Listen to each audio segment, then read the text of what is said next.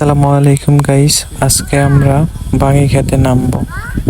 রাস্তার সাইডে যে একটা বাঙি ক্ষেত, আসলে ওইটা রিপনদের বাঙি ক্ষেত। আজকে আমরা যাই দেখবো এখানে কি কি আছে। আমিও দৌড়ে নামতেছি, ও আগে চলে গেল। বাঙি হয়তো কাঁচা থাকবে আর কি, বাঙি হয়তো আমার মনে হয় কাঁচা। দেখা যাক কি হয় বাঙিগুলো।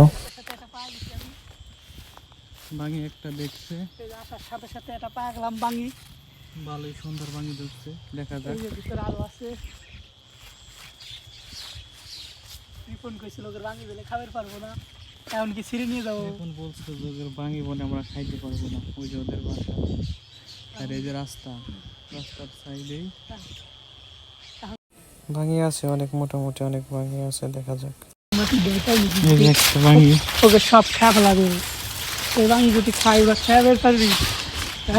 বাঙি তো বেশি নাই, না বাঙি ভালোই আছে কিন্তু নাই মানে এই যে বাঙি পাহে নাই তো, পাখে না। এই সব ছোট ছোট বাঙি,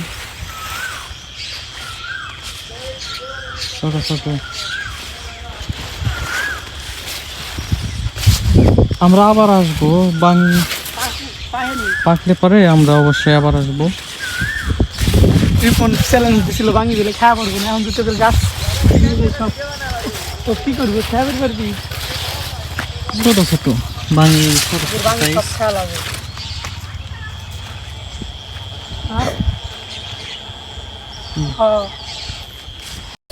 আসলে আমরা এসে সেরে দেখলাম পানি তেমন পাকে নাই, হয়তো পাকছে, ওরা আগে খেয়ে ফেলছে। আমরা আসার পর দেখি সবগুলো কাছে। খুবই দুঃখজনক বিষয়। আমরা আবার আসবো ইনশাল্লাহ, যদি ভাগ্য থেকে আবার খেয়ে যাবো এসে, সমস্যা নাই।